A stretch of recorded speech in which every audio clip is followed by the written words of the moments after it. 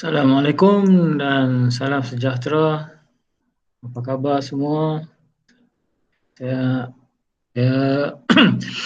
pada kali ini saya ingin saya iaitu Cikgu Nur Azlan bin Abdul Rahman ingin mengadakan taklimat ringkas penggunaan modul pengajaran dan pembelajaran di rumah untuk mata pelajaran pendidikan Islam bagi kelas permata cemerlang dan juga permata da'i. Saya tahu Ahad baru ini mungkin telah ramai para penjaga yang telah pun mengambil modul yang telah bercetak di sekolah. Baik,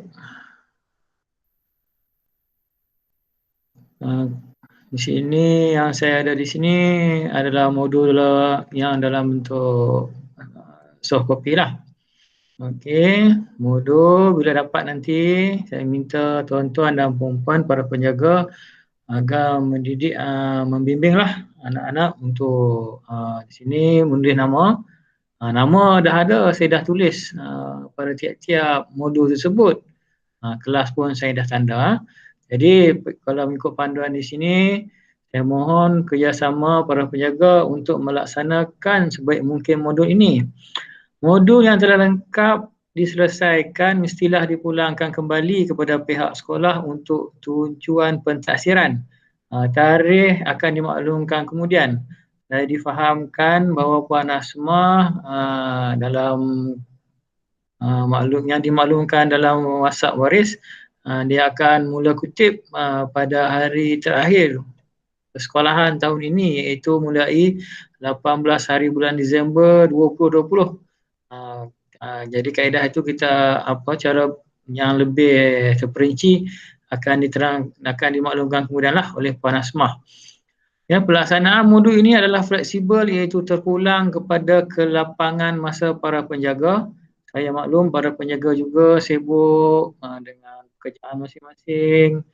Ada tanggungjawab yang perlu dilaksanakan. Jadi adalah fleksibel, terpulang kepada kelapangan masa para penjaga untuk membimbing anak-anak mereka, anak-anak tuan-tuan dan puan-puan untuk melaksanakan modul ini. Ya. Kerjasama daripada penjaga dalam menjayakan modul ini amatlah dihargai dengan ucapan jutaan terima kasih. Secara ringkasannya kalau kita lihat tarikh-tarikh PDPR ni bermula daripada minggu 44 sehinggalah ke minggu 48. Okay, kalau yang minggu 44 ni dia mula 16 hari bulan 11 dan tamat pada 20 hari bulan 11. Ini sebagai panduan umum saja. Ada yang untuk minggu 44 ni ada 4 tugasan dan bermula di muka surat 2.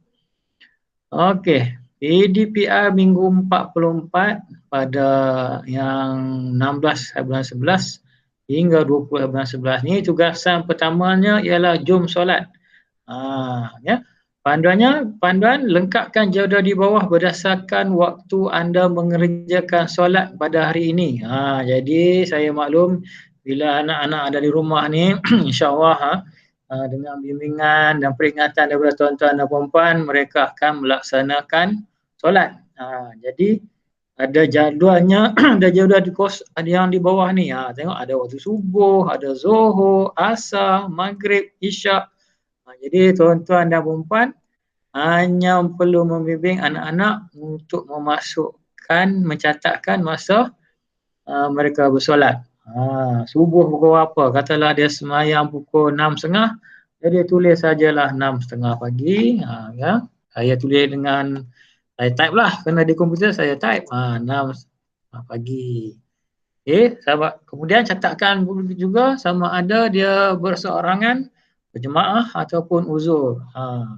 Katakan tuan atau puan berjemaah dengan anak tuan-tuan dan puan, bolehlah berjemaah. Begitulah seterusnya sehinggalah sampai waktu Isyak. Bolehlah pilih mana-mana hari yang tertentu. Okay, bagi anak-anak, saya faham mungkin ada yang uzur, cuma catatkan saja dalam ini uzur. Okay, tulis saja uzur. Tapi yang mesti ada, walaupun uzur, kena catatkan juga dalam kotak-kotak ini waktu masuknya solat berkenaan pada hari tersebut. Selesai tugasan 1. Baik, tugasan yang kedua ialah tugasan pendirian kendiri berwuduk. Di mana penjaga diminta menunjukkan mana-mana klip video berwuduk asalkan dapat memudahkan anak-anak untuk berwuduk dengan betul.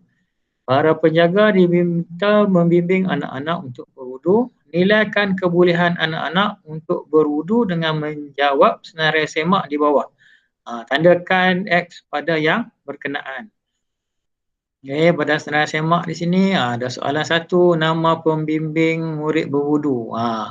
Mungkin ayah, ibu, kakak, abang, nenek dan sebagainya. Catatkan di sini. Kemudian soalan kedua adalah tandakan apakah hubungan pembimbing murid berwuduk tu. Ayah, ibu, datuk, nenek, kakak, abang dan sebagainya. Tarikh soalan ketiga, tarikh bimbingan dibuat. Okey, soalan keempat. Sini bermula ni membaca bismillah sebelum mula berwuduk. Contoh antara langkah-langkahnya. Adakah ia dapat dilakukan tanpa bimbingan? Adakah ia dapat dilakukan dengan bimbingan atau tak dapat dilakukan dengan bimbingan? Saya tak kisah sama ada bagaimanapun hasilnya. Yang pentingnya kita harapkan daripada satu penilaian ke satu penilaian kendiri ni, anak kita punya kebolehan dia untuk berwuduk tu dia bertambah baik.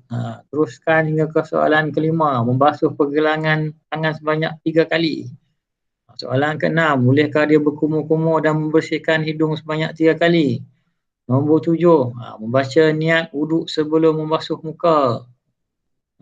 Soalan ke-8, membasuh muka sebanyak 3 kali. Soalan ke-9, membasuh pergelangan tangan kanan dan kiri hingga ke siku sebanyak 3 kali. Soalan yang ke-10, menyapu air di kepala sebanyak 3 kali. Soalan ke-11, membasuh telinga kanan dan kiri sebanyak 3 kali. Soalan ke-12, membasuh kaki kanan dan kiri sehingga ke buku lali sebanyak 3 kali. Soalan ke-13, berwuduk secara tertib, mengikut aturan ataupun langkah yang betul. Soalan yang ke-14, menggunakan air secara berhemah ketika berwuduk. Selesai tugasan yang kedua. Tugasan yang ketiga pula untuk minggu ini, minggu ke-44 ini, jawab semua soalan berikut dengan menandakan X ataupun pangkah pada ruangan yang disediakan. Soalan 1, sebelum solat kita hendaklah apa tu? Baring ke, berdiri tegak ke, bagi yang mampu. Kemudian pergi lagi ada soalan yang kedua. Lelaki ini sedang melakukan apa tu? Rukuk, takbiratul ihram ke? Letakkan pangkah pada jawapan yang mana yang betul. Lelaki ini sedang buat apa ni? Dia sedang membaca apa? Surah Al-Fatihah, sedang membaca tahiyat akhir. Dan soalan keempat, lelaki ini sedang buat apa ni? Rukuk ke sujud? Soalan kelima, lelaki ini sedang buat apa ni? Rukuk ke sujud? Soalan keenam, lelaki di bawah ini sedang duduk apa ni? Duduk antara dua sujud, duduk antara tahiyat akhir. Mana tu? Letakkan pangkah pada jawapan yang betul. Soalan yang ketujuh, lelaki di bawah ini sedang buat apa ni? Sedang duduk antara dua sujud, sedang duduk tahiyat akhir. Mana satu tu?